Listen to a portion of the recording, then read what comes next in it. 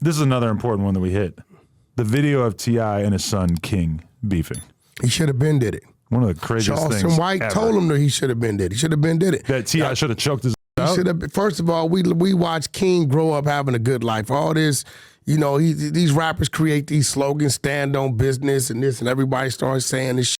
He's telling his father he stands on business when it's the business of his father that assured the fact that he could just stand, period. We watched you grow up on TV. We watched Snake, my man Snake, right, supervise you when your father wasn't around, right? So T.I. should have been checked at. But the son said something that got my attention. We know the truth. And if you guys didn't want me or something, then why did you just get rid of me? So I'm starting to think that he kind of felt like he was alienated, or maybe T.I. was just kind of like always on him to get him right, and he received that wrong. I don't think, I've had my issues with T.I. when it comes to legal shit. But as far as him being a father and a dad, I give him a salute for that. Well, I don't take that from him. When I interviewed, I think he's been a great father. I interviewed T.I. and his son Damani, the other son, together, and Damani spoke quite a bit about how he had basically two parallel lives, because when he was with T.I., he had all the nicest shit and beautiful house, mansion, whatever, and then the other side of his family, like on his mom's side, was basically like a much more average upbringing. Probably not some super But he lived with his mother shit, and his father. He had shared custody essentially. So he spent some of his time with T.I. and some with his mom. T.I. I don't know if that's exactly the same for King. I don't come off to see T.I. the type of guy that's not gonna keep Tiny right.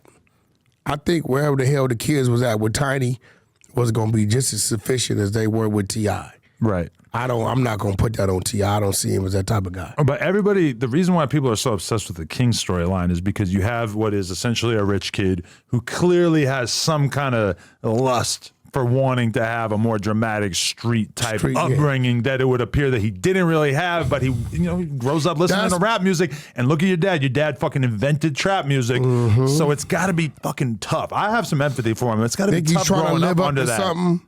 Well, he wants to, every young dude wants to be tough. They want to be self-sufficient. He didn't see T.I. His raising, T.I. didn't, that wasn't who T.I. was. How old is he? 20? He's pretty young. Yeah, he's pretty young. Like by that time, T.I. was doing other things. Television, clothesline. He's seen the real business side of his father. But a lot of people are going to always remember T.I. for the gangster-ass period of his career, and especially when you're his kid and you're kind of constantly being compared to it. Even T.I., when he stops being like gangster with his lyrics and all that type of shit, he's still clearly got a shitload of respect. And being a fucking celebrity's kid, it's tough because nobody's going to fucking give you your respect, even if you do some cool shit. I don't see T.I. ever as being gangster with his lyrics. I see him as just being real with his lyrics. He was just saying real shit. He was saying his reality. I don't see T.I. trying to play over gangster with his lyrics. Maybe not over gangster. He was just being real. He had real lyrics. I remember 2003, 2004, when I first found out about T.I., definitely our opinion of him was, oh shit, this guy seems gangster as fuck. So what did you see Gucci as? Even more gangster, yeah. Yeah, see, you see the difference? Yeah. What did you see Game as? Also quite gangster. Yeah, you see what I mean? I think T.I.'s lyrics were more real. It was maybe speaking about the streets, but I don't think his persona per se as who he was trying to be gangster. You remember when he got caught buying like 40 guns? That's where my discrepancy. That made me think, okay, he's That's gangster. where my discrepancy comes in, because when I read that paperwork and you get caught with that type of stuff and you get 12 months in a day, I'm scratching my head. Then the commercials and shit he had to do, the We Tip commercials and all this type of stuff, it was low. I don't know. Then he took the stand, when the security guard got killed. Yeah. Yeah, we don't do shit like that. Yeah, I don't know nothing about all that, but you know about that. Just the second guy did it. I'm not going to tell T.I. whether he's gangster or not based on that shit. Yeah. I don't think he wants to be gangster. I just T.I. wants to be living his truth, and he thinks his truth is real. And I don't knock him for that. He's supposed to. I got another bombshell for you. How you feel about Young Thug saying that Birdman was a fake blood? I I didn't hear that. You know what? I It was think an interrogation video. I think I'm gonna be real. I've listened to that. It's only one thing in that I think was two things. First of all, youngsters never think you can outwit law enforcement. You plead the fifth. You take the easy way out. Don't say nothing. Anything you say can and will be used against you. They tell you that. Your Fifth Amendment right is the right to remain silent. Right. I think personally, Thug was attempting to derail a lot of things that they were saying. Roscoe and Wayne were super tight. Was like, if they're super tight, why would you think he would shoot up the bus? Roscoe and Stunner really wasn't cool like that. So if they wasn't cool like that, why would you think Stunner would have him do such a thing?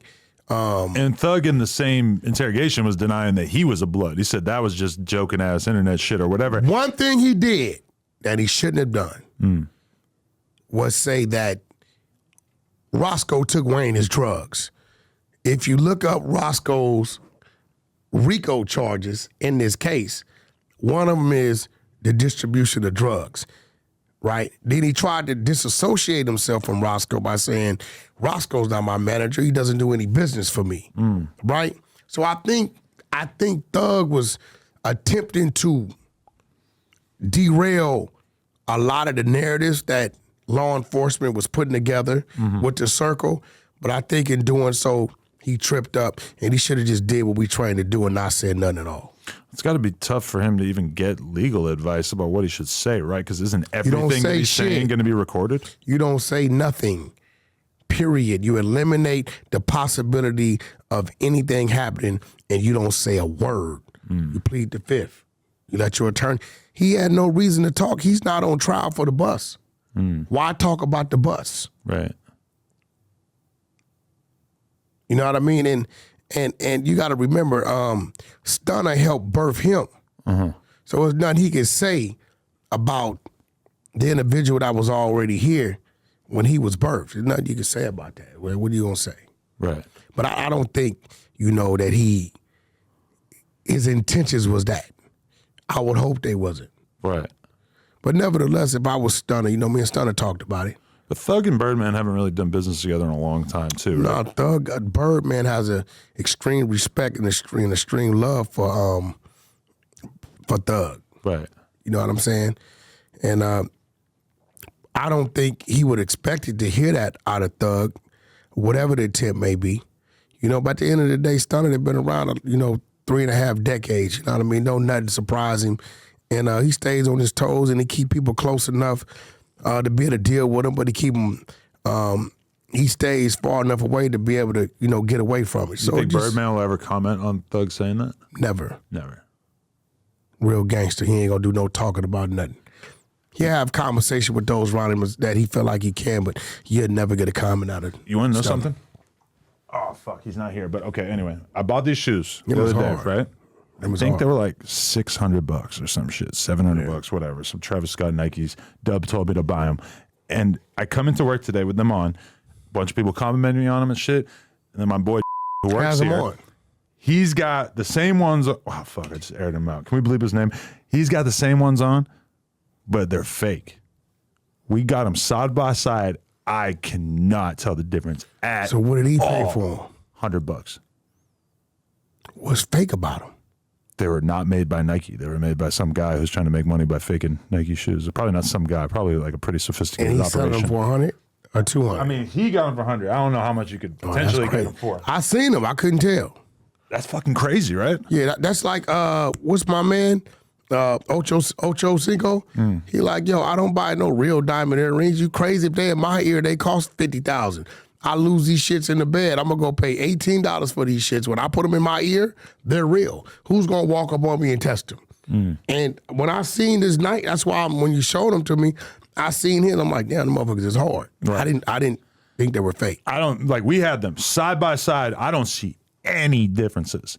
Now, I think the idea of wearing fake shoes sounds kind of whack, and the idea of wearing the real deal sounds kind of cool. But if there's no difference, I mean, I might just have to buy fake shoes for the rest of my life and just not tell anybody, right? That's real. If I could save like $600 on the fucking At the end of the shoes. day, we only gonna rock it for so long before they out of here anyway. You know what I'm saying? I mean, I wear shoes longer than the average person, but a lot of guys I know that wear shoes like once or twice, it's over. You ain't gonna know. Especially the guys that go to the club. They spend $3,000 on an outfit. They go to the club where the lights is off. Yeah. Nobody can see you. And then they take a picture because they took a picture on Instagram. They feel like they can't wear the fit again. My shit go to the cleaners. I'm putting it on again and again Yeah. and again. I don't know what they talking about.